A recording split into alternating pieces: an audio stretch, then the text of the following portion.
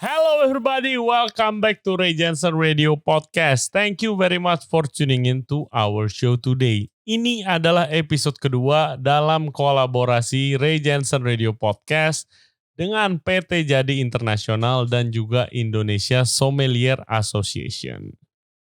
Kalau kemarin episodenya kita sama Mas Togu Saat Nainggolan, kali ini kita akan ngobrol sama sommelier Indonesia ternama yang namanya Manda Sicilian.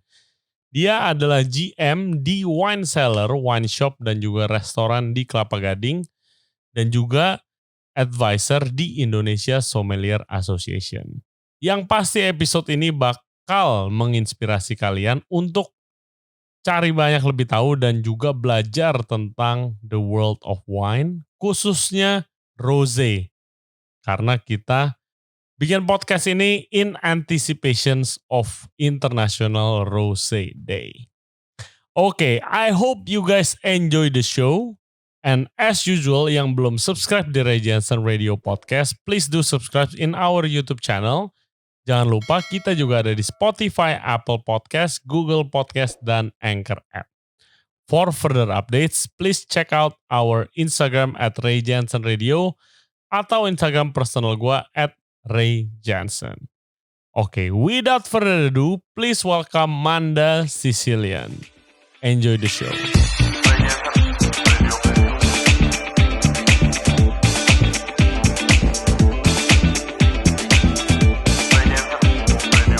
Hello everybody, welcome back to the show. Kita udah ditemenin sekarang dan akan ngobrol-ngobrol dengan sommelier ternama Indonesia namanya Manda Sicilian. Dia adalah GM dari wine cellar yang ada di Kelapa Gading dan juga advisor di Indonesia Sommelier Association. Welcome to the show. Really nice to meet you. Halo, selamat siang semuanya. Thank you Ray udah having me today. No, we thank you. You took the time in your busy day.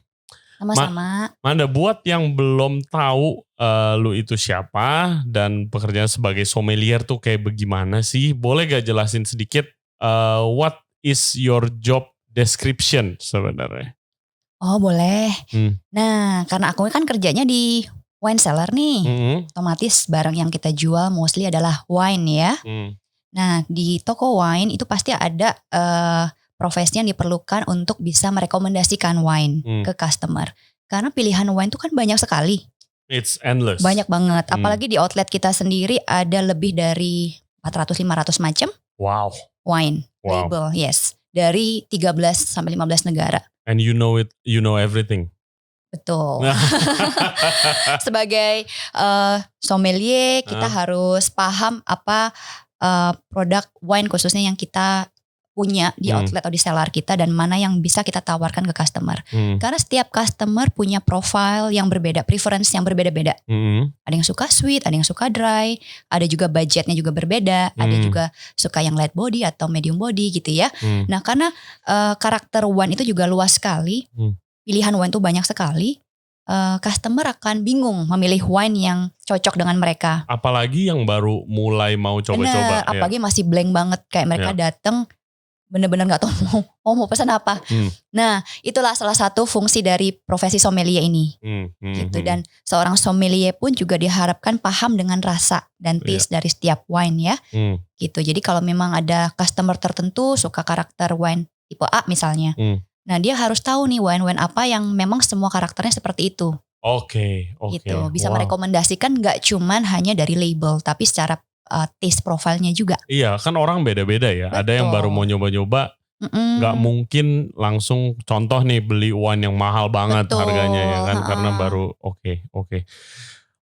Lu sendiri nanti kan kita akan ngomongin types of wine segala macamnya, historinya mungkin sedikit. Tapi sebelumnya mungkin lu bisa cerita untuk listener dan viewer kita. Waktu awal how do you get interested in the wine world, in the wine industry? Ingat gak?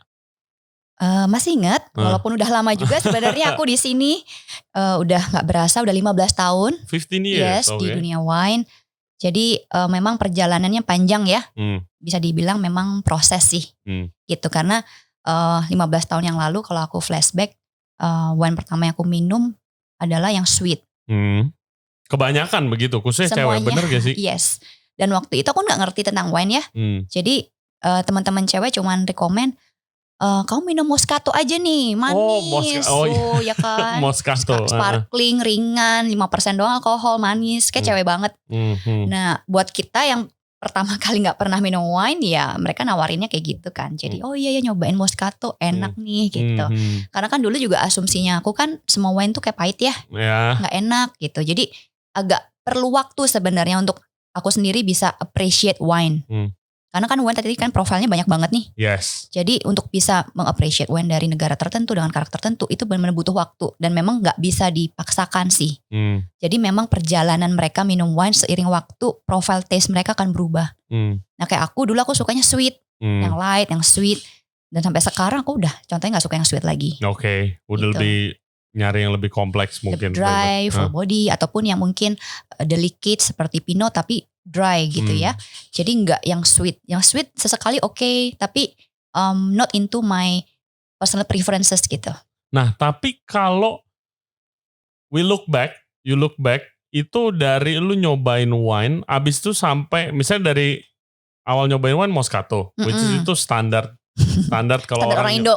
Khususnya cewek-cewek ditawarin Moscato manis. Ya, cowok juga suka Moscato sih sebenarnya. Benar juga. Cuman gak mau ngaku aja. You're right. Tapi gimana sampai bisa terjun? Apa emang udah rencananya, emang udah cita-cita pengen jadi sommelier? Atau sebelumnya ada karir sebelum jadi sommelier? Sebenarnya dulu 15 tahun yang lalu tuh aku gak ada kepikiran sama sekali dunia wine dan hospitality industry seperti ya inilah dunia F&B gitu ya. Jadi memang gak kepikiran sama sekali. Cuma waktu itu memang kebetulan dari wine cellar ini mereka lagi hiring. Udah gitu my friend yang menyampaikan gitu kan. Oh di wine cellar ada lowongan gitu dunia wine. Terus saya baru pertama kali dengar tuh ada profesi di dunia wine kan. Cuman kan waktu itu masih nggak terlalu paham ya dunia wine seperti apa. Cuman memang jujur aja pikirannya memang udah agak negatif gitu dulu. Why? Kayaknya alkohol pikirannya negatif ya. Udah gitu pikirannya kok kayaknya kerjanya gimana nih gitu kayak di bar. Ternyata pas udah dateng lihat tempat dan konsep dunia wine totally beda banget. Jadi, what do you find? Bedanya apa dari pikiran lu apa? Ya, dulu kan mikirnya kayak bar ya. Bar scene gitu. Dan dulu kayaknya kan 15 tahun lalu belum banyak nih wine bar kayak sekarang ya orang. Iya, exactly. Belum ngelihat kayak orang yang isi bar yang nggak terlalu kayak klub gitu kan. Dan orang bisa relax, santai dan tempatnya juga sangat cozy gitu. Ternyata dulu tuh masih banyak kan konsepnya kan kayak bar-bar yang ya buat mabok lah istilahnya. Ya buat mabok, lu kesana buat mabok. Jadi memang waktu dulu kan pikirannya orang kayak apa sih wine bar gitu kan. Masih belum tahu gitu. Nah aku mikirnya kayak gitu juga. Gitu. Kayak tempat-tempat night club. Terus mungkin kita jualinnya kayak mungkin minuman-minuman keras lain yang memang tujuannya orang untuk hanya mabok-mabok aja. Jadi kayaknya gak ada tantangannya kan. Nah tapi pas udah datang ke wine cellar dan juga ngobrol dengan memang dengan which is my boss actually is a private wine collector. Oke. Gitu. Jadi of course punya wine cellar pasti private wine collector mestinya.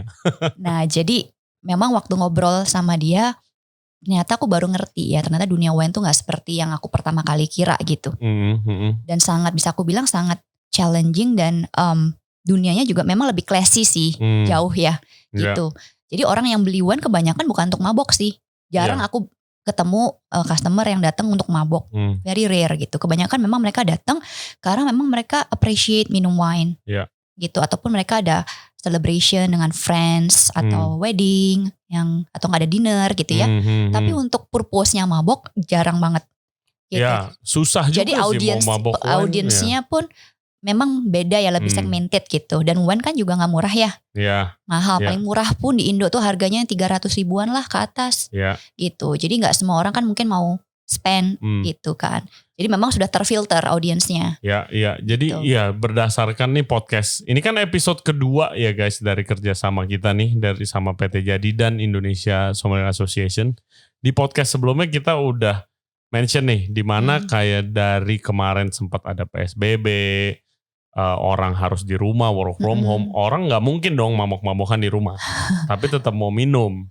Harus ya kan? di rumah ya. Jadi tapi kalau wine itu conversation jadi lebih lancar, terus lebih chill gitu, lebih santai lah bawaannya. Nggak perlu sampai kayak mabok muntah-muntah, ngapain hangover sebelum nobody. Kalau lu minum-minum di rumah lu nggak mau lah. Makanya actually my friends juga baru kemarin ini baru kita mulai yang nge-wine gitu loh, di rumah nge-wine, which is really Ray sukanya exciting. minum apa di rumah? Aduh, gue minum dulu waktu gue di Paris gue drink wine regularly. Tapi kalau di sini udah berapa tahun enggak, karena yang lu bilang tadi kebanyakan mahal, kepentok budget gitu. Tapi kalau gue disuruh pilih wine apa, gue suka red wine, either Burgundy yang full body. Tapi biasa itu kan mahal kalau begitu. Kalau dulu di Paris murah ya. Dulu di Paris Gak ada murah, import, tinggal duty, nyampe Indonesia harga yang dari mungkin 2-3 euro nyampe sini 300 ribu ke atas udah ya. betul. Kalau mau piknik tinggal beli di supermarket kalau dulu di Paris kan. Tapi gue enjoy red Burgundy, apalagi kalau sama steak. Kalau sekarang, really enjoyed it. Did you remember when you fall in love with the industry, the wine industry? Did you remember? Ya. Nah itu tadi kan pertama kalinya kan asumsi aku udah negatif tuh. Terus and then aku ngobrol, aku lihat dunianya wine itu seperti apa, dan orang-orang yang berprofesi di dunia F&B yang related dengan wine juga ya, dan lebih jauh lagi ke dunia sommelier juga. Cuma waktu itu belum ada tuh kayak profesi sommelier tahun 2006. Maksudnya belum cukup populer ya di sini, dan nggak ada yang tahu juga sih waktu itu ya, nggak banyak. Nah jadi kita baru mulai familiar dengan profesi sommelier itu 2009.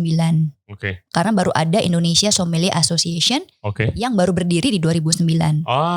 ISA ini ya? ISA, ya betul. Nah jadi sebelumnya 3 tahun pertama tuh aku dunia wine, aku masih gak terlalu ngerti. Tetapi aku lihat dari memang cerita my boss, kan dia memang private wine collector, ngomongin wine, itu seru banget gitu. Karena setiap wine itu ceritanya beda-beda. Every glass of wine has different story gitu. Dan I personally jadi kayak walaupun belum bisa terlalu appreciate wine, tapi interest dengan penasaran kali ya dengan cerita behind the bottle, the wine making gitu. Karena setiap wine itu beda-beda. Jadi aku waktu itu interestnya ke sana. Iya, it's so interesting. Tadi kita off the air waktu lagi preparation podcast aja, jarang-jarang nih gue sebagai chef nongkrong dikelilingin sommelier dan penikmat wine itu dari cerita, oke ini bikinnya gimana? Oh ini di fermentnya pakai stainless ya, pakai oak, you said it gitu, kayak wow, it's so interesting gitu loh. Ya seru sih. Apalagi zaman sekarang ya, sekarang tuh apapun harus ada cerita di belakangnya kan. Dan wine itu very perfect karena setiap wine itu ceritanya panjang banget bisa ke belakang. Betul, panjang banget, dan itu yang buat aku ngerasa ini beda kelasnya, bukan kayak kita jualan minuman alkohol yang lain gitu. Walaupun ya alkohol yang lain pun juga sebenarnya ada cerita behind bottles ya. Tapi memang orang kebanyakan mau beli bukan mau dengar ceritanya. Tapi kalau wine memang is different gitu. Dan yang paling interesting juga adalah makin kita belajar, cari tahu, makin penasaran gitu. Did you feel kayak the more you learn about the industry, the less you know? Kayak gue tuh mikir kalau lagi belajar nih, misalnya gue lagi belajar Chinese food nih, semakin gue belajar, ternyata gue nih nggak tahu apa-apa. Gitu kan. Is that the same? Yes, apalagi kita di dunia wine ya, sampai master sommelier yang di dunia aja yang sudah titlenya master sommelier, mereka masih tetap belajar. How do you get that title? Sorry gue potong. Master sommelier. Nah ada sih memang badan yang memang education yang akhirnya masih memberikan sertifikat itu secara internasional, itu yang dikeluarkan dari UK. Gitu. Ada juga yang di Eropa, beberapa yang lain dari Perancis. Jadi kalau master sommelier yang mengeluarkan title itu adalah court master sommelier. Jadi harus ikut exam, coursesnya gitu-gitu. Di Indonesia ada gak master? Belum ada. MS dan master of wine belum ada. Master sommelier sama master of wine belum ada. MW dan MS. Wow. Jadi bisa dapat sertifikat. Hopefully ya. First MW, Master of Wine. Nah jadi memang dari luar negeri ada bisa mengeluarkan sertifikat yang mengakui bahwa bisa jadi MS, Master Sommelier ataupun Sommelier gitu. Industri wine di Indonesia gimana sekarang menurut your point of view? khususnya 15 tahun terakhir sih banyak banget yang berkembang ya. Dari lifestyle-nya mereka, dulu mungkin suka ke tempat yang noisy kayak club and bar, sekarang mereka lebih suka ke speakeasy bar gitu ya, ke wine bar gitu. Yes. Lebih enak, bisa ngobrol, bisa sambil makan, bisa sambil hangout juga, eksis gitu. Jadi dunia wine bar beberapa wine bar makin banyak sekarang yang buka, dan juga trennya orang juga udah mulai banyak minum wine, bahkan di rumah sekalipun. Yes. Gitu ya, karena orang nggak mabok. Gitu. Ya tetap bisa mabok kalau minumnya 1 botol dipaksain ya. Tergantung minumnya berapa banyak. Tapi kalau cuma minum segelas 2 gelas santai aja gitu ya. Jadi trennya memang lagi banyak minum wine sih sekarang dibandingkan alkohol lain yang lebih keras. Yes, it's really encouraging. Dan dari kita udah upload episode yang pertama itu ternyata banyak banget entusiasme yang mau tahu lebih banyak gitu. So I think it's perfect kalau lu di sini kita podcast, lu bisa kasih inspiration ke mereka. And by the way, ini podcast ini kan mau menyambut Rose Day. Jadi kita mau minum beberapa rose dulu kali. Di sini ada selections of wine. Kita akan minum rosenya dulu. Mungkin Manda boleh jelasin sedikit apa sih nih rose wine? Nah, sebelum aku cerita nih tentang rose, kita ngomongin sedikit ya, boleh tentang basic tipe-tipe wine ada apa? Yes, wine types. Kan mungkin banyak beberapa belum tahu nih beda-bedanya white, red, rose dan yang lain apa. Nah, secara umum tipe-tipe wine tuh ada 4. Yang pertama ada sparkling, kedua ada still wine, lalu ada fortified dan aromatized wine. Oke. Itu secara umum. Tunggu, gua jabarkan lagi nih ya. Sparkling kan pasti ada sodanya. Ada bubble-nya, CO2-nya. Champagne. Betul. Ya kan?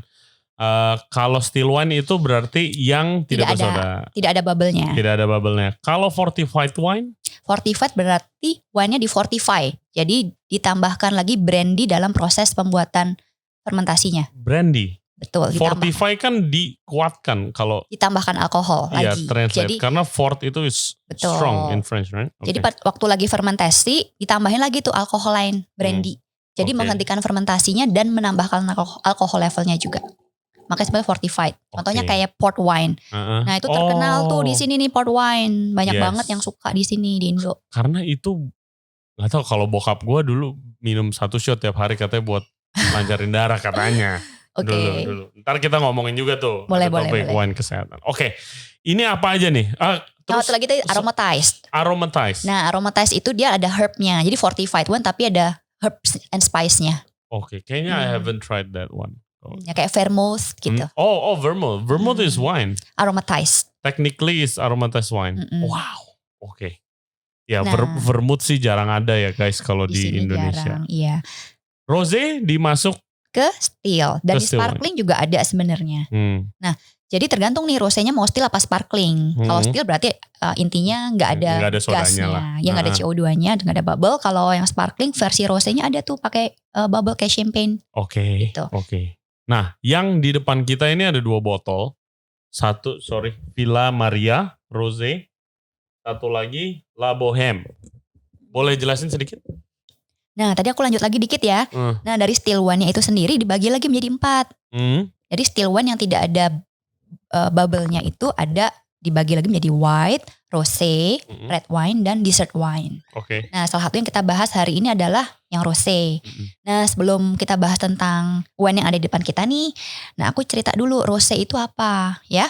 Nah cara bikin rosé wine sebenarnya sama kayak bikin red wine, Ray. Cuman skin contact atau istilahnya maceration process atau istilah mudahnya proses anggur, jus anggur sama kulitnya direndam itu lebih singkat daripada red wine. Jadi cara bikinnya sama kayak red wine, cuman lebih singkat skin contactnya. Jadinya warnanya lebih pucat, lebih pink dan juga tanninnya lebih soft daripada red wine. Jadi tannin tuh rasa sepet-sepet. Tannin rasa sepet-sepet. Nah tannin sama acidity juga beda. Karena tannin itu seperti rasa kering kalau kita minum teh. Ada rasa sepet dalam rongga mulut. Mengandung banyak tannin. Yes. Tapi bukan acidity. Jadi acidity dengan tannin bisa bergaris lurus ataupun bisa bertolak belakang juga. Gitu. Nah otomatis dari skinnya itu kan ada tannin. Skin kulit anggurnya. Karena dia direndamnya cuma sebentar sama kulit jusnya. Jadinya rosé itu gak terlalu sepet seperti red wine. Warnanya juga lebih pink, lebih pucet daripada red wine karena skin contact-nya itu lebih singkat. Oke. Gitu. Jadi mirip seperti rosé cuman versinya lebih lighter aja. Dan satu tipe lagi namanya dessert wine which is yang wine manis. Yes, yang wine manis itu Moscato tadi dessert wine bukan? Tapi Moscato lebih ke sparkling. Oh iya, sparkling juga. Kalau dessert ada lagi lebih manis dari Moscato. Sautern. Dari Sautern ada, betul. Okay. Yang dari Prancis ya, dari Bordeaux. Ada juga banyak sih dari negara-negara lain juga ada. Dessert wine. Kayak ice wine yang mungkin juga terkenal di sini. Yes, ice wine. Ya, itu dessert wine kategorinya. That's the first wine I've ever drink. Ice wine. Oh, oke. Gue dikasih bokap dulu. Nih cobain wine, ice wine. Ternyata ya it's interesting sih ice wine. Betul. Iya kan dia dibuat dari wine yang udah pas winter kan harvestnya kan. Jadi ya harvestnya pas winter waktu dia frozen masih di tangkai ininya. Yes. Masih di vineyardnya. Kita omongin lagi ice wine. This episode is about rosé. Oke, kita ada 2 rosé, boleh dijelaskan awal sambil kita cobain mungkin Manda. Oke, boleh. Yang mana dulu? Nah, kita boleh cobain yang La Boheme dulu. Berarti yang ini ya? Yang ini La Boheme. Ya, La Boheme. Kita yes. Betul. Already. Yang botol ini maksudnya aku tunjuk ya. Kelihatan dikasih lihat botolnya. Ada, nanti kita udah siapin shooting beauty shot ya. Oke. Cheers. Nah, cheers dulu. Nah, La Boheme ini dia dari Yarra Valley dari Australia. Anggurnya Pinot Noir. Jadi anggur yang sama juga dipakai untuk bikin red wine. Cuman itu tadi yang aku cerita dia proses skin contact atau macerationnya cuman lebih singkat. Paling hanya 1 hari. Gitu ya. Nah, mau sambil dicobain? Boleh. Ajarin listeners and viewers dan termasuk gua your way of tasting wine properly. Oke.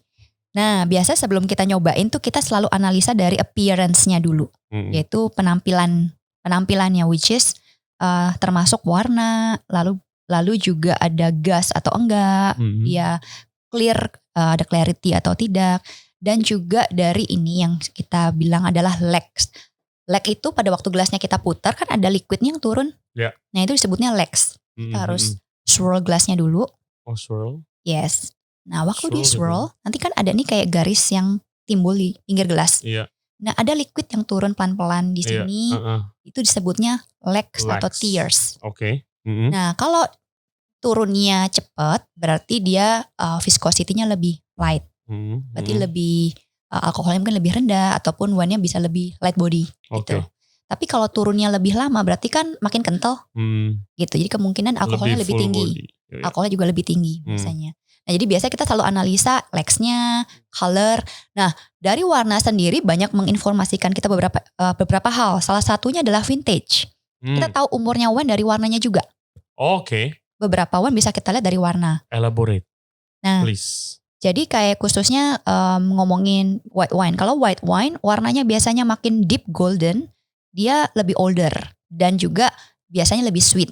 Oke. Gitu. Jadi dari warna pun kita sudah bisa mengira nih kira-kira wine-nya ini gimana gitu. Nah kalau untuk red wine, kalau makin muda warna merahnya tuh lebih ke ungu, purple. Kalau makin tua warnanya udah mulai lebih soften, lebih ke coklat oranye, kayak garnet gitu. Nah jadi dari warna pun kita sudah tahu, oh wine-nya ini mungkin masih muda ataupun dia udah aging berapa lama gitu. Jadi pertama kita lihat dari appearance. Kedua adalah kita smell dari nose-nya. Menurut Ray gimana nih, ada aroma apa? Ada yang dikenalin gak? Waduh, on the spot nih. Kan dulu chef kan? Yes. Pasti nih familiar sama aroma-aroma buah dan yang lain-lain. Apa buah ya? I don't know, maybe peach kalau gua. Ya ada peach. Ada juga seperti strawberry. Ya. Berries and kayak Tapi red berries bukan yang black ya kalau yang ini. Kalau black dia beda lagi nih, yang ini lebih red berries. Anggurnya juga kan Pinot Noir. Nah Pinot Noir karakternya lebih ke red berries.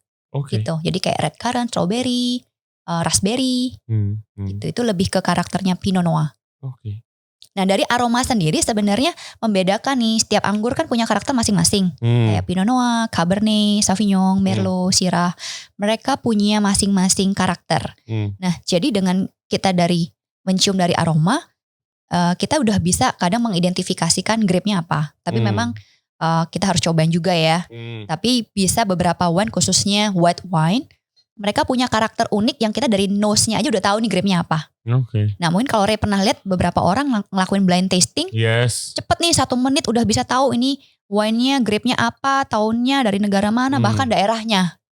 Nah itu salah satu dari crazy menurut gue. Betul. Dan salah satunya dengan teknik yang tadi saya cerita tuh.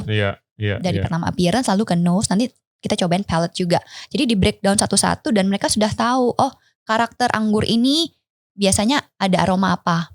Jadi pada waktu kita smell, kita identify, nah kita tahu deh tuh kayak Pinot Noir kan bisa lebih ke red berries ya.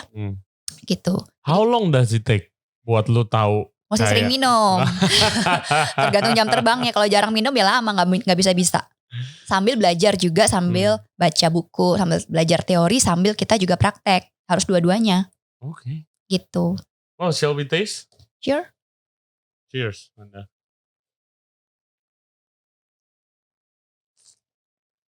Oke, you do that thing kayak itu buat apa? Boleh jelasin? Udah kebiasaan ya aku, jadi kelihatan beda ya.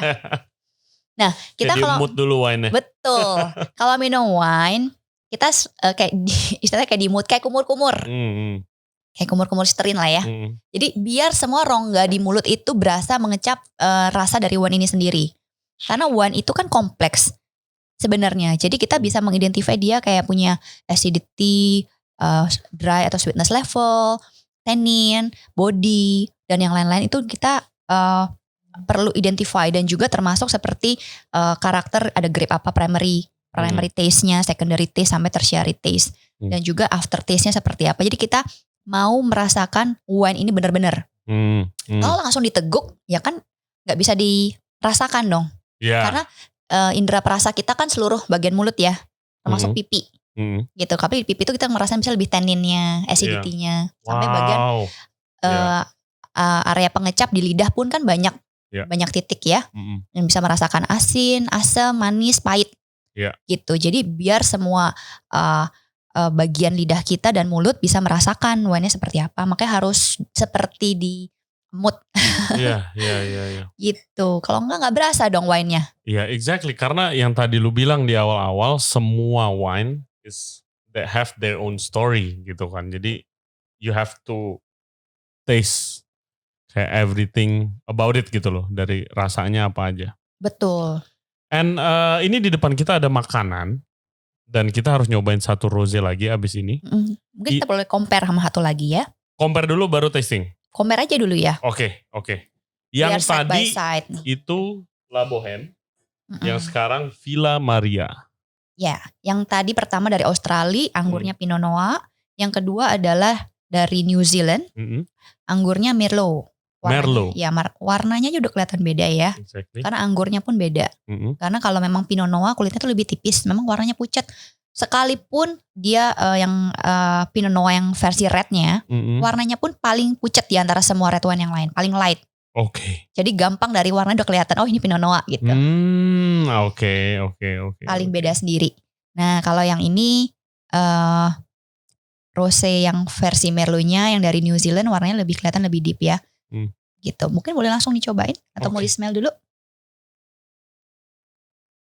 Oke. Kalau gue bilang ini lebih fruity, bener gak Manda? Ya benar. Karena ini memang grape-nya lebih more body ya dibanding yang Pinot Noir. Oke. Berasa gak bedanya? Beda banget. Lebih intens gak? Yes. Tapi yang ini, yang awal lebih dry. Oke. Kalau ini memang lebih kompleks ya banyak Gue flavor. ngomong, lu tanya gue takut salah Manda, malu. Aduh, lu tuh apa adanya aja, Ray, gak apa-apa. Karena nih ya banyak orang mereka takut ekspresi, maksudnya mengekspresikan pikiran mereka tentang wine itu akhirnya mereka malu-malu belajarnya. Intimidated, exactly. Padahal sebenarnya mereka harus mengekspresikan apa yang ada aja gak apa-apa. That's the only way to learn. Kalau kita selalu pretend dan atau enggak kita gak mau mengungkapkan apa yang di hati dan pikiran kita waktu kita minum wine, jadinya kita gak benar-benar bisa belajar 100% sih. Gitu, either you like it or not. Oh ini asem nih, oh ini kurang apa, I think it's okay gitu, just express it gitu. Which one do you prefer by the way? I like personally yang Villa Maria. Oke. Karena lebih ada body dan lebih balance. Lebih ada karakter. Oke. Gitu personally. Yeah, it's all about personal choice kan. Dan juga sebenarnya tergantung mood dan tempat. Yang ini cocok di mana, di mana. Biasanya kalau kan kayak sekarang sama lo nih, gue lebih suka yang ini nih aku. Yang Villa Maria. Ya.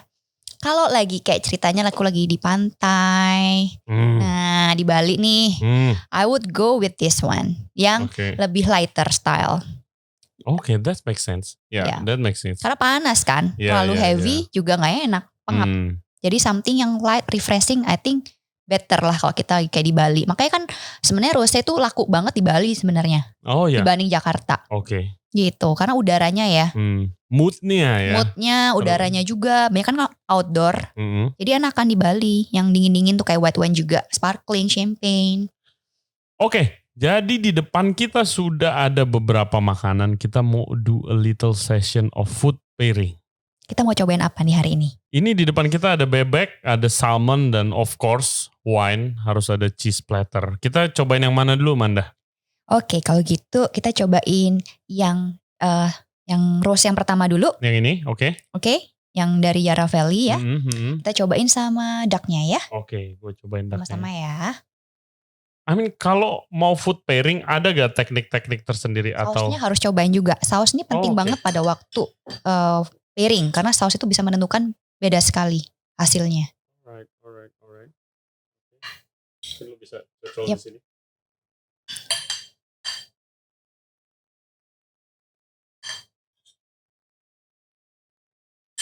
Dan gue langsung telan baru minum atau? Makan dulu sambil minum. Makan sambil minum? Jadi bukan minum dulu sambil terus makan.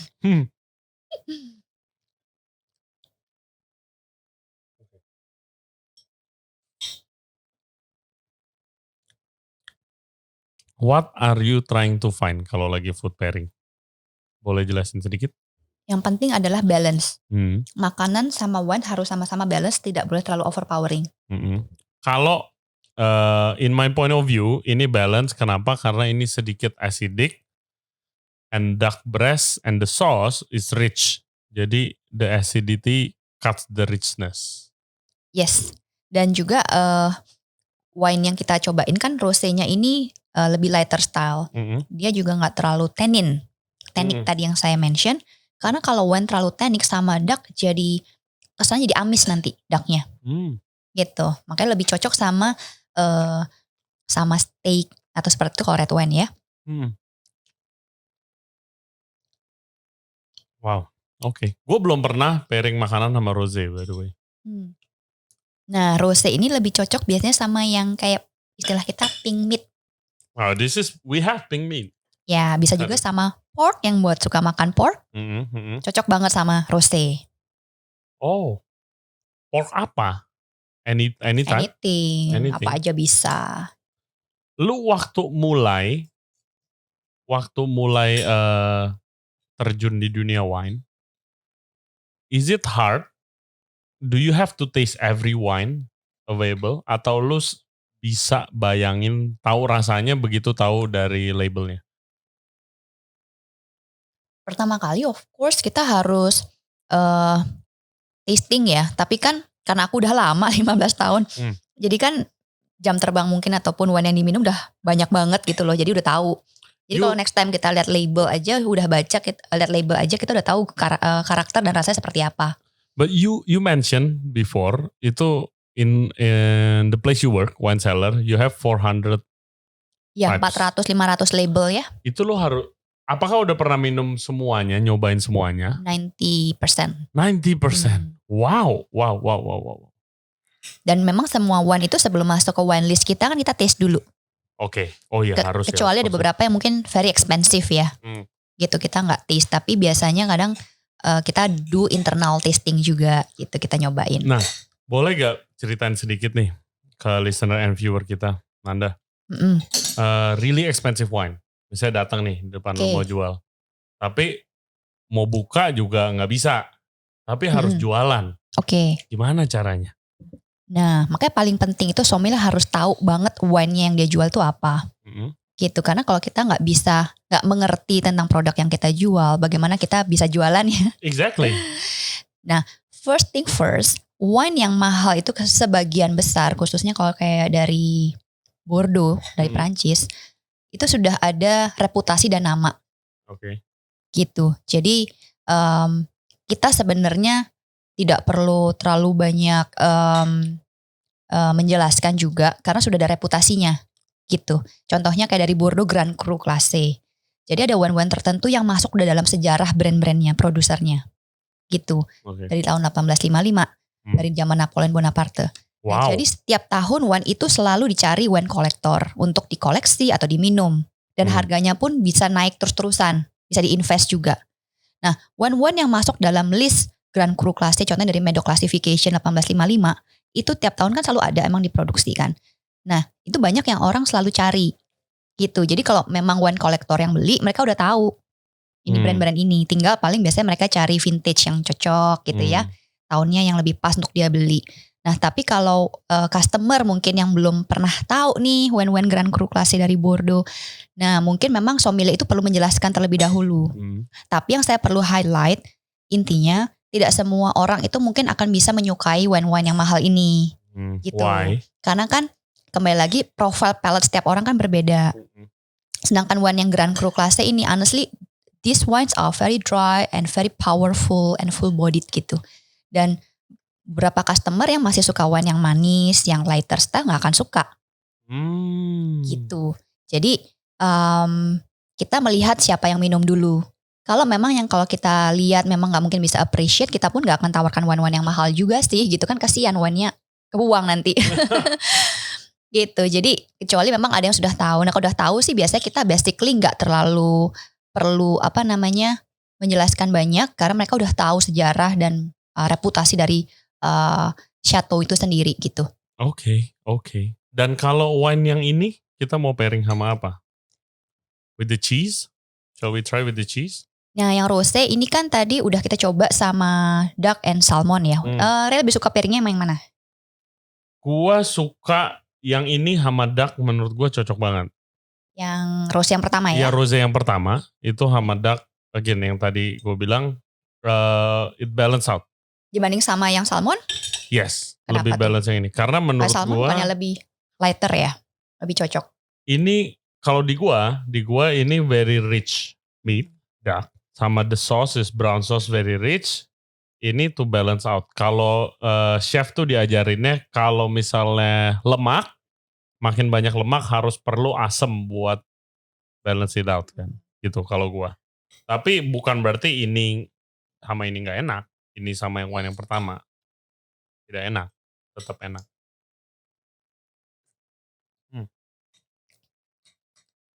Sorry ya guys kalau kita sambil ngunyah-ngunyah gini. Wine pairing. Nah, kalau di aku, tiap orang beda nih. Nah, ini dia sebenarnya nggak ada yang benar atau salah, Ray. Okay. Jadi nggak apa-apa banget kalau setiap orang punya beda opinion. Kalau aku malah lebih suka yang salmonnya sama yang La Bohème ini. Jadi dia karena karakternya lebih lighter style rosé dibandingkan yang Merlot rosé. Aku rasa lebih cocok sama yang salmon. Oke. Nah, yang lebih rich yang dark ini aku lebih suka sama yang Villa Maria rosé. Oke. Karena yang Villa Maria rosé lebih ada body. Jadi sama yang dark lebih balance gitu. Oke. Gue. Jadi nggak apa-apa nih, Ray. Gue belum cobain sama yang ini. Let's see. Karena tiap orang beda-beda palate-nya dan seleranya. Jadi sebenarnya sah-sah aja kalau setiap orang punya beda opini. But what's your favorite wine as a sommelier? Can you have a favorite wine? Favorit wine aku udah banyak banget nih, bingung yang mana. Aku highlight beberapa ya. Aku suka, dulu kan 15 tahun yang lalu aku cerita ya, aku sukanya yang manis kayak Moscato. Nah, kalau sekarang aku sukanya yang karakternya mungkin lebih dry. Contohnya kayak Pinot Noir dari Burgundy. It's one of my favorite. Pinot Noir dari Burgundy, lalu juga Cabernet Sauvignon Merlot dari Bordeaux. Oke. Dari Perancis juga nih dua-duanya. Nah, aku juga ada suka dari Itali, khususnya dari desa yang namanya Barolo. Nah, ada tuh di Itali desa Barolo. Nah, itu anggurnya Nebbiolo aku suka banget juga karakter wine-nya. Dan satu lagi dari Napa Valley dari US. Iya, sama kayak kalau nanya chef, lu paling suka makan apa? Ribet panjang jawaban. Panjang-panjang ya. Nggak, ini aku udah pilih nih beberapa. Kalau nggak kepanjangan listnya, semuanya suka. Tapi 4 ini yang paling aku sering cari ya. Oke, balik lagi kita ke your career, Manda. Lu selain jadi GM di wine cellar di Gading, lu juga di Indonesia Sommelier Association, lu act sebagai advisor. Betul. What is your role as an advisor? Job description-nya gimana? Dan mungkin boleh jelaskan sedikit tentang program-program ISA. Tunggu, sambil kita mungkin boleh dituangin next wine-nya. Sommelier kita. Oke, silakan Manda. Nah, sesuai dengan namanya advisor, jadi memang tugasnya adalah mengadvise tim BOD kita yang sudah ada di Indonesia Sommelier Association. Sekarang kan sudah ada timnya dari yang menghandle semua job desk ya. Nah, jadi saya sekarang sih lebih tepatnya lebih hanya advising saja. Jadi kalau memang mereka ada yang perlu di-advise, ya saya baru kasih inputan gitu. Di sisi lain sebagai advisor juga saya sebagai salah satu trainer di ISA. Nah, gitu. Program-program ISA ini sendiri ada apa aja nih? Nah, buat yang belum tahu, ISA adalah Indonesia Sommelier Association. Kita ada saat ini base di Jakarta dan di Bali. Untuk saat ini baru 2 kota. Nah, karena namanya juga Indonesia Sommelier, inilah wadah dan community untuk pencinta wine ataupun sommelier-sommelier yang baru mau belajar ataupun profesi dunia orang yang kerja di F&B mau menjadi sommelier. Gitu. Jadi komunitas wine ini cukup agak luas. Dari wine drinker sampai sommelier gitu. Dan kalaupun ada yang memang tertarik mau jadi sommelier nih kayak gimana, boleh banget bergabung di ISA juga. Di ISA itu kita ada program untuk wine workshop, setiap tahun kita adakan untuk sommelier dan juga untuk wine drinker yang memang bukan kerjanya di dunia F&B, cuman mau hanya belajar tasting, itu kayak kita ada program. Ya boleh banget, yes. Yeah. Jadi kan gak semuanya memang dunianya kerjanya di F&B ya. Nah, jadi kita buat 2 program. Nah, setiap tahun kita adakan sekali gitu untuk saat ini ya. Lalu kita juga adakan sommelier competition. Ada di nasional dan juga ada internasional. Kalau internasional kita di bawah naungan ASI. ASI itu yang internasional sommelier tapi internasional. Gitu. Jadi kita ada tiap tahun ada kompetisi juga. Ajang di mana semua member kita ataupun sommelier-sommelier yang ada, mereka bertanding untuk menjadi yang salah satu yang terbaik. Dan di sana pun mereka kalaupun menang, mereka akan mewakili Indonesia di luar negeri. Bertanding dengan best sommelier dari negara-negara lain. Jadi sangat bagus sekali buat karir ya. Karena gak cuman hanya bertanding di Indonesia, tetapi bertanding di luar negeri, di mana ketemu sommelier-sommelier luar negeri yang memang jauh lebih punya experience ataupun punya skill, di mana kita juga bisa melihat different culture of sommelier F&B di negara-negara lain. Gitu. It's interesting karena kan kalau dibandingkan mungkin sama sommelier dari Eropa gitu kan, Eropa tuh kan orang Eropa nge-wine tuh kayak orang Indonesia ngopi. Kalau buat gue ya. Kayak gue pernah lihat murah soalnya cuman €1 ya. Iya, Seharga €1, teh. €5 udah enak banget gitu. Kalau di sini kayak boba tea lebih mahal. Bisa 30.000, €2, €3. Kayak mereka tuh gue pernah lihat orang gue lagi di Milan waktu itu, orang duduk sendirian minum red wine aja udah 3 jam. Kita makan dari main course sampai dessert karena kita turis pengen nyobain semua. Terus ini orang sendirian aja chilling, gak megang HP, just drinking wine, chilling, looking around, ya nyantai aja gitu. Di sini kan culture-nya beda. Kalau kita kan lebih ngopi gitu kan, ngopi buat ngobrol ke orang sana nge-wine. Lu pernah gak misalnya waktu lagi di kompetisi itu lu feel disadvantage dong? Pasti kita ngerasa terintimidasi ya. Kalau di internasional ya. Internasional, kita ngomongin internasional. Iya, karena mereka honestly lebih lama jam terbangnya dibanding kita. Indonesia Sommelier Association kan baru mulai 2009. Mereka yang lain udah jauh lebih dulu. Bahkan sommelier yang bertanding tuh udah punya pengalaman 10-20 tahun. Wow. Sedangkan beberapa sommelier kita yang baru terjun mungkin baru 5 tahun gitu kan. Jadi dan juga bahasa mereka lebih unggul ya, bahasa Inggris dan juga bahasa Perancis. Jadi kalau di sommelier competition kadang terbuka juga untuk bahasa Perancis. Jadi mereka boleh pilih mau bahasa Inggris mau bahasa Perancis. Oh gitu. Iya. Kebiasaan orang-orang Perancis mau bahasa Perancis mulu. Nah buat orang-orang Indo kan kadang-kadang kalau nggak biasa pakai bahasa Inggrisnya fasih, kadang mereka udah minder duluan. Udah gitulah jurinya semua orang luar ya, orang bule semua kan. Gitu. Kalau tergantung kompetisi di mana ya. Kalau di Asia sih masih ada orang-orang kayak di Asia juga. Kayak khususnya kalau di Asia the best itu Jepang. Oke.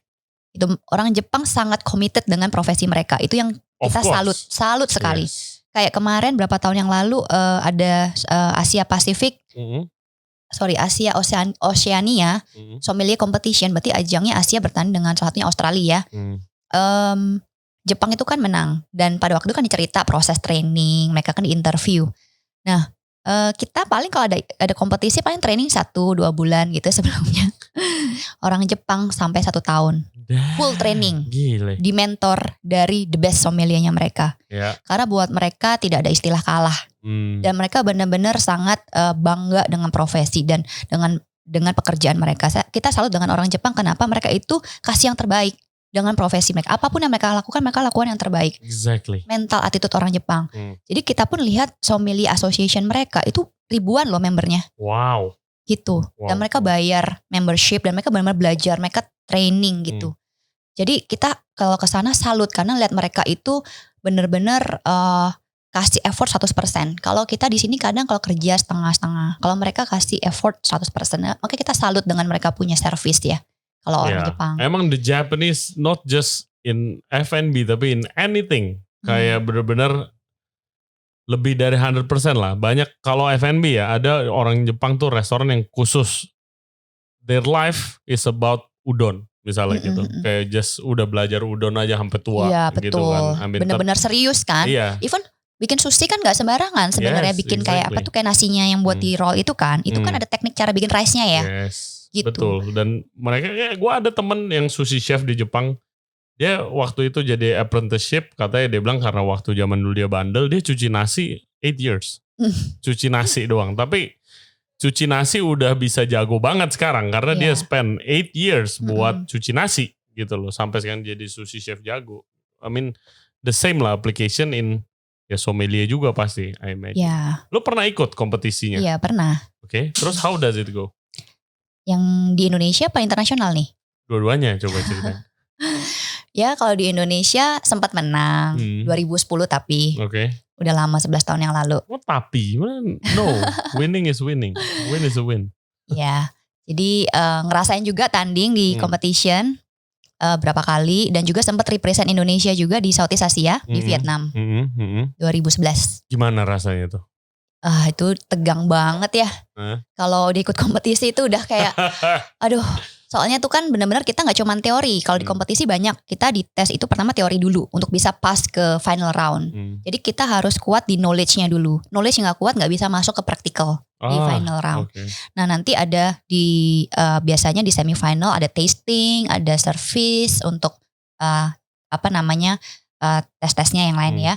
Nah biasanya kalau di final itu ada practical. Biasa di canting service yang paling sering. Champagne di canting. Terus ada juga blind tasting. Blind tasting tuh kayak kita harus dikasih nih misalnya di depan kita ada 6 gelas wine. Kita dikasih waktu cuma 1 menit masing-masing 1 gelas untuk kita udah harus mendescribe grape variety, vintage, negara, country ataupun appellation. So you have 6 minutes? Yes, kadang malah 5 menit. 5 minutes for 6 gitu. Crazy. Ya, jadi kita akan di depan audience kita harus cepet-cepet gitu ya. Oh ini depan audiens juga? Betul, depan audiens. Depan semua orang pada nonton. Biasanya kalau final round semua orang pada nonton. Kalau first and second round biasanya masih lebih private. Gitu. Jadi ada itu, ada juga yang lain-lain lah nanti yang dikasih sama jurinya. Itu.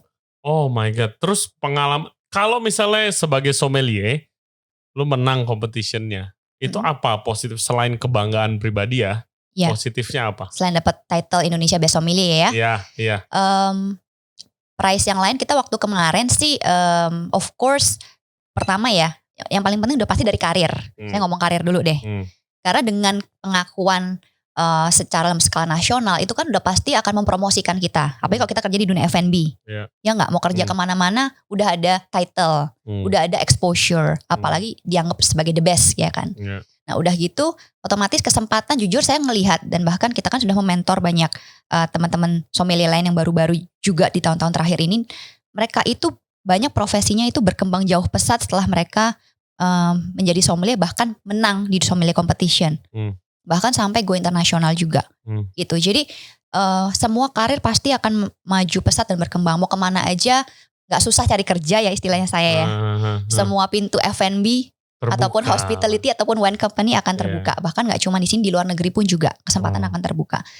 Jadi kalau emang punya passion di wine, I think jadi sommelier itu udah salah satu best karir ya. Dan yang saya boleh tambahkan lagi adalah pengalaman dan orang-orang yang kita temui selama kita menjadi sommelier. Gak cuma di dunia gak cuma customer, gak cuma hanya rekan-rekan kerja, tapi sommelier-sommelier lain dan orang-orang yang punya passion di dunia wine di luar Indonesia. Itu sangat interesting untuk kita belajar dengan beda culture. Dan kita belajar banyak sekali juga dari mereka dan kita bisa exchange knowledge dan yang culture dan yang lain-lain. Nothing better kalau lu sharing passion lu ke orang yang sama-sama passionate about your passion. Betul, seru banget. Kita kan ada community. Di community-nya itu gak cuman ISA tadi, itu kan emang di Indonesia. Tapi ISA itu kan networking dengan semua asosiasi di setiap negara. Jadi kita banyak kadang bikin event bareng-bareng gitu ya dengan sommelier association lain. Kadang kita undang juga yang best sommelier dari Malaysia, Singapura ataupun Jepang datang ke sini. Kadang mereka kita kadang tukeran-tukeran lah gitu. Kadang kita bikin event bareng under ASI yang asosiasi yang sommelier internasionalnya. Mereka kadang undang semua sommelier setiap negara datang. Di situ kita bisa networking juga gitu. And let me tell you guys, listeners and viewers kita, there's nothing there's more important than connection and networking. Iya. Kalau di F&B apalagi ya. Apalagi F&B, iya. Itu pun kemarin saya cerita dikit ya pas lagi terakhir saya datang Asia Oceania Sommelier Competition yang di Jepang. Nah kan ada top 3 tuh, top 3 winners. Yang orang pertamanya kan Jepang gitu. Terus dia cerita kan dia kerja di mana persiapannya segala macam gitu. Terus kedua itu kalau nggak salah dari Hong Kong apa dari China? Hong Kong ya, oke, dari Hong Kong. Nah dari Hong Kong dia itu cerita, itu pun dari Hong Kong luar biasa juga dia dedikasinya. Dia untuk ikut sommelier competition dan untuk bisa belajar training dan menang, dia resign 6 bulan sebelumnya kerjaannya. Supaya bisa full. Crazy. Full karena kalau dia gak salah kerja di hotel dulu ya. Kalau kerja di hotel kan jamnya panjang ya. Ada waktu untuk you never know kalau ada tamu butuh sommelier pulang bisa malam, dipanggil capek lagi, banget lah pasti dia. Nah makanya dia ambil waktu, gue benar-benar mau menang di sini. Dia quit biar dia bisa full time. Dia dapat posisi kedua. Nah pas lagi di situ bayangin banyak banget audiens tuh kan ribuan yang lihat dengan semua media yang datang. I believe udah habis waktu itu selesai dapat job offer di mana-mana. Gak susah. Gak susah lah. Tapi dia ngomong sih, dia buat bercanda sih. Well, now I'm available. Kalau ada yang mau butuh mau hire, I'm open gitu. Dia promosi sedikit. Cuman itu satu contoh nggak susah lah cari kerja sampai sekarang. Dan dia kalau saya lihat setelah waktu itu jadi kayaknya populer di mana-mana gitu. Oh, that's nice. That's nice. Itu salah satulah benefitnya ikut kompetisi. Kalau memang terbukti salah satu yang terbaik ya, gitu. Oke guys, jadi listeners ya, please jangan malas ikut kompetisi. Dulu gue males soalnya mana. Oke. Kompetisi apa nih? Ya waktu masak. Kalau ada kompetisi masak apapun, gue tuh tipe orang ya ini kayak banyak chef-chef muda mungkin malas. Ngapain lah gitu lah. Emangnya kalau menang dapat apa sih? Enggak, dapat pertama connection. Tadi yang paling penting ya, terus opportunity. Iya, dan satu lagi yang paling penting adalah sebenarnya pembelajaran. Jujur Ray. Karena ilmu itu gak bisa datang instan. Gue langsung buka buku langsung bisa. Belajar wine tuh gak bisa cuma sebentar. Kita pun bertahun-tahun belajar di sini dan gak ada pun yang master ya. Jadi yang saya bisa share, satu yang kita dapat dalam proses kompetisi ini adalah nge-push mereka untuk belajar. Kalau mereka gak di-push gak mau belajar juga. Ntar ikut training besok lagi udah lupa tuh diomongin apa kemarin kan. Nah tapi dengan ada kompetisi mereka jadi benar-benar belajar dan itu mereka akan gaining skill, knowledge yang mereka gak bisa dapetin dengan cara lain. Which is itu yang akan bisa menolong mereka kemana-mana kerja gitu. Agreed. Boleh dijelasin sedikit next wine-nya nih. Kita punya white wine. Sudah dituang white wine-nya di situ. Nah kita ada apa nih berikutnya? Kita ada Rose Rock dari Oregon, US. Grape-nya adalah Chardonnay dan tahunnya 2016 ya. Cheers lagi, Manda. Cheers. Nah, Ray mungkin smell nose-nya ada yang beda? Sama yang tadi beda. Oke, karena gue tadi udah minum, ini wine enak banget sih, bener. Dan nambah terus kayak dari tadi sebenarnya sebelum mulai. Ada berapa gelas? Mulai ketahuan deh. Belum mulai. But this is so good. Wine, ini wine apa? Sorry. Chardonnay, ya. Nah, aku cerita sedikit. Ini salah satu produsernya adalah yang punya Domaine Rouhang Domaine Rouhang dan juga Joseph Rouhang yang ada di Perancis. Jadi satu winery. Oke, satu winery, satu di US, satu lagi di Perancis, Joseph Rouhang. Cuma namanya kalau di US Domaine Rouhang dan lokasinya di Oregon.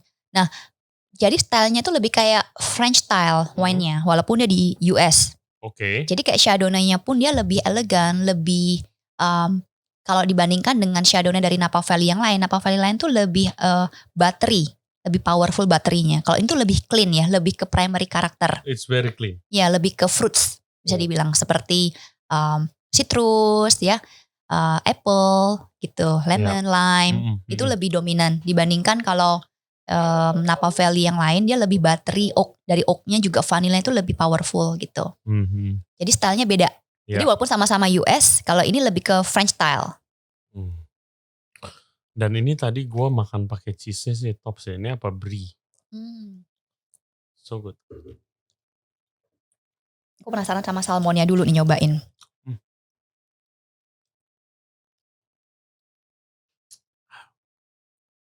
It's really nice, really nice. Gimana menurut lo sama salmonnya? Cocok banget. Cocok banget. Apalagi kalau dikasihin sausnya. Karena sausnya kan lebih rich ya yang salmon. Dan Chardonnay-nya yang ini lebih ada nggak terlalu light, jadi dia cocok dengan yang ada krimnya dikit. Kalau sama brie-nya, coba ya. Ya, silakan. Nah, buat yang belum familiar, kalau sebenarnya di luar negeri itu banyak banget orang makan cheese gitu aja sama wine. Abis ini kita ngomongin red wine sedikit. Abis itu kita ngomongin your future goals. Ya, rednya mau langsung dituang? Udah dituang nih. Oh, udah. Sama ini, tinggal diambil. Langsung ngomongin red aja ya? Oke. Nah, Manda. Yang wine terakhir, last wine of the day. Kita punya red wine dari Dundee Hill, Domaine Rouhang. Domaine Rouhang, sama yang kayak yang tadi, yang white-nya juga. Oh, ini same. Cuman kalau yang Rose Rock ini levelnya beda vineyard sama yang Rouhang, tapi sama-sama satu winery. Oke. Ini wine apa dulu nih, red wine-nya? Domaine Rouhang yang ini Pinot Noir yang kita cobain. Jadi memang Joseph Rouhang ini yang dari Perancis, memang mereka spesifik di Pinot Noir and Chardonnay stylenya mereka. Karena kan di Burgundy memang anggurnya kan itu. Gitu ya, Pinot Noir dan Chardonnay. Jadi di US pun mereka cari tempat yang terroirnya cocok. Sama kayak di Burgundy, mirip. Makanya tempatnya dingin di Oregon. Nah, oke, listeners, terroir itu apa? If you watch the last episode, kita udah ngomongin nih terroirnya apa ya. Oke, jadi terroir dari Oregon mirip banget sama yang di secara ketinggian dan juga mungkin latitudenya gitu ya. Iklimnya bla bla blanya. Ya, tapi kalau soil udah pasti beda karena kan beda kontinen, beda soil. Tapi stylenya bisa dibilang jiwanya adalah jiwa Perancis nih, karena yang bikin orang Perancis sih. French stylenya, betul. Makanya stylenya dia lebih mirip ke Burgundy. Tapi gimana pun juga karena terroirnya beda, nggak akan bisa sama percis. Gitu. But it's good. Kalau gue tuh masih tahap yang dimana enak gitu loh. Belum sampai kayak ininya begini. I'm hoping to learn from you. Masih sama-sama belajar. Harus sering minum, Ray. Kalau mau bisa cepet different jam types terbang. Ya, different types of ya, wine. Sering tasting, learning, compare. Ada step-stepnya gak sih, Manda? Dari mungkin entry level wine ini, itu kalau bisa dibilangin ke viewers kita yang mau belajar, step entry level nih minum wine apa dulu nih? Untuk apa nih? Untuk belajar nyobain wine. Apakah langsung misalnya Burgundy dulu atau apa gitu ada? Aku berdasarkan customer profile aja ya. Karena setiap orang kan memang seleranya beda untuk memulai. Kalau kasusnya aku kemarin sukanya manis dulu. Minumnya dari Moscato. Tapi kalau ada customer tertentu memang sukanya gak manis. Tapi gak mau terlalu dry juga kayak Bordeaux. Biasanya mulai dari Australia atau Chili. Karena lebih easier to drink di palate mereka, nggak terlalu sepet. Iya kadang-kadang baru sepet orang nggak demen. Banyak Khususnya kan orang Indo nggak terlalu suka tuh wine demen sepet-sepet. Tapi ada juga yang suka manis, ada juga yang enggak.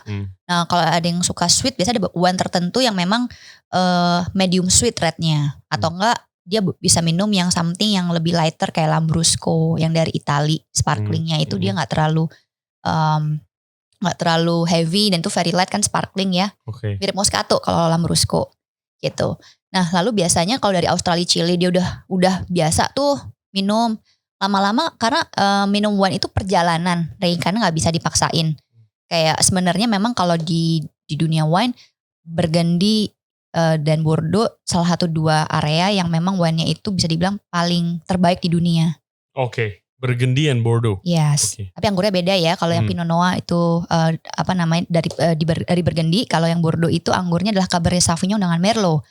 Nah, dua-dua ini wine-wine paling mahal di dunia adalah datangnya dari dua tempat ini, biasanya Bordeaux dan Burgundy. Nah, tapi nggak semua orang bisa langsung appreciate Bordeaux dan Burgundy masalahnya. Sebelum ngerti wine yang tadi yang easy to drink. Sebelum bisa appreciate wine yang lain. Karena kadang palate-nya mereka belum biasa gitu. Apalagi di Indo biasanya cenderung agak sweet palate-nya kita kan. Jadi dikasih yang very dry, apalagi kayak Bordeaux. Bordeaux itu very powerful, full bodied and tannin. Gak ada manis-manisnya. Jadi walaupun wine mahal banget belum tentu suka. Iya. Jadi udah minum wine yang bisa disuka dulu. Jadi selalu suggestion kita ke teman-teman yang baru mau belajar wine, minum apa yang mereka suka dulu deh. Iya. Ya itu tugas sommelier kan. Yes. Wine yang Bapak prefernya suka, Bapak atau Ibu jadi sukanya apa nih? Jangan cari yang harus melulu mahal. Karena memang wine yang lebih mahal cenderung biasa lebih higher quality. Tapi higher quality belum tentu enak dalam pengertian enak di palate mereka. Iya betul. Kembali lagi setiap orang punya palate kan beda-beda. Iya. Orang yang biasa minum sama yang gak biasa minum kan lidahnya lain. Jadi kalau memang belum bisa appreciate wine-wine dari Bordeaux yang which ataupun yang mahal-mahal, gak apa-apa, sah-sah banget minum wine-wine lain yang mungkin lebih affordable, yang dari Australia atau Chile. Tapi mereka enjoy, is okay. Iya benar. Kalau baru-baru mulai guys, jangan sok-sokan beli wine yang paling mahal. Karena belum tentu. Belum tentu suka. Gak apa-apa beli yang lain yang lebih murah tapi lebih suka enjoy. Karena seiring waktu lidah mereka akan mulai penasaran nyobain yang lain. Dan juga mulai bosen. Saya ada customer yang dulu suka banget tiap berapa tahun, itu selama berapa tahun belinya port wine terus, which is port wine is fortified wine yang sweet ya. Oh my god. Jadi alkohol udah tinggi terus manis banget gitu. Very sweet port wine. Sampai selama 2 tahun lah dia minum port wine. Sampai satu titik dia bilang, aduh Manda gila gue bosan banget minum port wine. Gue gak mau yang manis lagi, lu kasih gue yang lain. Akhirnya dia mulai bisa appreciate Pinot Noir. Gitu-gitu. Terus udah gak mau yang manis lagi tuh, udah gak mundur lagi. Oh udah develop berarti. Udah develop. Udah naik level. Iya jadi perjalanan palate tuh kadang gak bisa dipaksain. Kalau emang belum bisa minum Pinot Noir gak usah lah dipaksain minum Pinot gitu. Tapi lu banyak kenal dong. Kayak orang dari awal mula-mula nyoba-nyobain sampai sekarang udah jadi penikmat. Ya beberapa customer kita lihat udah develop dia punya palate. Jadi selera mereka udah berubah. And it's your job to guide. Betul, kan, ya. Karena kita juga sebagai sommelier sebenarnya bukan kayak pure sales ya. Karena kalau sales kadang-kadang gak peduli ya, kadang customernya suka apa enggak, penting gue jualan. Kalau sommelier itu satisfactionnya kita adalah waktu kita offer wine ke customer itu suka, satisfied. Gitu, jadi dia percaya dengan kita bahwa kita merekomendasikan yang mereka suka, bukan yang mahal. Ya, banyak loh yang begitu loh. Nah, makanya paling penting sommelier itu harus bisa dipercaya. Karena sommelier itu kan artinya kita ngerti wine. Kita suggest wine yang orang bakal suka gitu. Sebisa mungkin. Walaupun kembali lagi pasti Indian mungkin gak selalu pas ya rekomendasi. Tapi kita sebisa mungkin kita rekomendasikan yang cocok lah. Ray suka apa, kita tanya nih. Biasanya minum apa, sukanya minum apa. Grape-nya, negara mana. Nah dari situ kita udah tahu profilnya Ray. Dari situ baru kita bisa suggest something yang similar. Nanti walau once Ray udah suka, yang penting Ray enjoy aja. Seiring waktu juga Ray akan mau explore pasti. Iya, kayak, yang beda dong. Ya, nah, disitulah kita belajar. Oke. Gitu. Nah, guys, kalau mau belajar wine, yang ini langsung praktek nih ya. Lu ke wine cellar, ketemu Manda, nanti diajarin kayaknya. Nah, kalau bagi ini bukan yang sommelier nih, Manda. Yang casual drinker, yang mau enjoy ya, tapi mau belajar wine. Nah, kalau mau approach ISA, Indonesia Sommelier Association, itu gimana caranya? Ya boleh banget DM kita di Instagram. Instagram kita adalah Indonesia_sommelier. Ataupun nanti di profilnya juga ada nomor WhatsApp kita. Tinggal WA aja. Nah tahun ini kebetulan kan kita 2021 karena hubungan pandemi kita belum ada activity nih kemarin setengah tahun pertama. Hopefully mulai Juli atau Agustus kita udah ada aktivitas lagi. Jadi kita rencana mau akan adakan wine workshop untuk sommelier dan juga yang non sommelier. What can they expect? Wine workshop itu seperti apa? Nah, jadi di workshop itu untuk yang sommelier dia akan lebih mendapatkan kelas lebih intensif untuk mereka dipersiapkan ke kompetisi sih. Jadi dari teori sampai praktikal. Karena kan memang tiap tahun kita adakan kompetisi. Jadi sekalian kita bikin workshop, mereka dipersiapkan untuk ikut kompetisi gimana supaya menang ataupun supaya tahulah flow-nya kompetisi seperti apa. Gitu. Tapi kalau untuk wine drinker yang lain yang nggak memang mau tanding gitu ya atau kayak kerja di sommelier, kita lebih ke tasting dan juga lebih di mentor lah mereka untuk tasting, baca label, tasting, nyobain beda-beda grape gitu. Iya, somehow tuh wine, I think gimana ya, nggak bakalan ada habisnya gitu loh. Kalau lu by experience lu nyobain different wine, your palate lebih develop, itu ada kebanggaan sendiri aja kalau gue lihat orang-orang yang expert wine ya. I'm not a wine expert, tapi kalau gue lihat teman-teman gue yang udah bisa enjoy wine dari sini itu kayak ada kebanggaan sendiri aja buat have that expertise gitu. Kenapa salah satu alasan aku tuh pertama kali tuh bisa akhirnya tertarik belajar wine karena aku sebenarnya backgroundnya tuh nggak di hospitality industry. Aku tuh sebenarnya lebih ke anak art ya, anak desain. So I like and I love anything related to art. It's gitu. an art. Nah waktu aku lihat wine pertama kali diintroduce wine seperti apa, aku ngeliat wine is like an art gitu. So that's why I think it's interesting karena kayak ada story-nya dan all the winemakers put all the effort to make this wine ya. Gitu. Jadi kita tahu kenapa bisa begini wine-nya. Cari proses pembuatannya atau terroirnya dan juga kita ngejelaskan ke customer seperti jualan art sih sebenarnya. Art piece ya. Iya gitu. Jadi interesting gitu. Art piece that you consume. Dan setiap wine gak ada yang sama. Jadi kayaknya kita gak pernah ada habisnya lah ya. It's endless.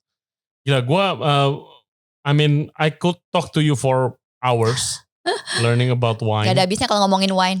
Gak bakalan ada habisnya, apalagi sambil minum wine. Tapi before we go, Manda will play a little game. Ini gamenya namanya Wine Myth True or False. Oke? Gue akan sebutin beberapa wine myth yang populer di kalangan wine drinkers. Lu boleh jelasin ini bener apa enggak wine myth-nya. Boleh. Oke, are you ready? Wine myth true or false? Oke, bener gak sih kalau wine makin tua, disimpan, makin lama itu makin enak? Is it true? Actually is not always true. Karena sebagian besar wine itu gak bisa disimpan lama. Kalau rosé? Tergantung juga rosenya dari mana. Oke. Jadi wine itu ada kualitinya ya, ada kualitas. Jadi kayak contohnya gampangnya gini, wine-wine yang murah itu nggak punya capability untuk di aging lebih lama. Oke. Secara umumnya gampangnya gitu aja. Jadi kalau kita beli di toko 300.000 sebotol, terus kita expect di aging 30 tahun jadi enak. Wine-nya udah keburu rusak. Kalau gitu. wine rusak tuh apa, asem gitu? Flat, udah gak ada karakter, kadang ada yang spoil juga. Gitu, ada yang jadi oxidize juga kayak cuka. Jadi vinegar, iya. Benar. Next step-nya vinegar. Biasa sih paling sering flat. Jadi tidak semua wine itu disimpan makin lama makin enak. Kalaupun ada wine-wine top juga seandainya pun kayak Grand Cru Classic ataupun all the premium wines bisa disimpan di aging, memang ada yang 30 tahun bisa disimpan. Tapi semua wine itu ada grafiknya. Umur kapan dia ready to drink, kapan dia udah turun, udah gak bisa diminum lebih jauh lagi. Jadi kalaupun dia bisa minum 30 tahun, tapi after 30 tahun mungkin udah gak bisa lagi. Jadi ada grafiknya naik turunnya gitu. Jadi setiap wine tuh punya grafik masing-masing. That's why seorang sommelier harus tahu kapan wine ini tuh ready to drink, kapan dia diminum 5 tahun lagi baru enak, 10 tahun lagi baru enak. Kapan dia harus nunggu gitu. Nah jadi gak semua wine bisa disimpan makin lama makin enak. Ada sih yang bisa, tapi intinya sih setiap wine ada umurnya. Oke. Yes, dengerin guys. Jadi kalau ada yang punya botol, lo beli wine 300.000, udah 5 tahun gak cepet-cepet minum. Atau kalau enggak udah jadi pajangan aja daripada dibuka nggak enak dibuang. Udah dicuka, dia mending buat masak deh. Aduh. Campur sama Jangan makanan. wine spoil jadi asem nggak enak kan? Jadi itu kan vinegar kan bisa dibuat masak. Iya bisa, tapi sayang aja mending jadi pajangan kalau jadi. Oh gitu ya. Yang kedua wine myth. Wine itu bagus buat kesehatan. Well, ya kalau dibandingkan minuman alkohol lain sih jauh lebih sehat ya. Gitu karena kan memang pertama alkoholnya rendah dan kedua juga dia ada kandungan di dalam red grape itu sendiri yang membuat wine itu sebenarnya lebih sehat memperlancar peredaran darah dan salah satu juga ada antioksidannya juga. Dan itu memang intinya generally memang lebih sehat dari minuman alkohol lain. Tapi kalau minumnya berlebih, eksesif, let's say mau 1 botol tiap hari atau sekali minum, ya ujung-ujungnya adalah side effect dari minum alkohol yaitu adalah ginjalnya kerja jadi nggak bagus. Jadi intinya sih bagus untuk kesehatan kalau moderate drinking. Jangan minumnya berlebih. Kalau mabok-mabok juga kita intinya akan sakit ya ujung-ujungnya gitu. Gimana kalau minumnya sendiri? Wine kan kalau besokannya bukannya nggak enak mana? Bukannya harus dihabisin?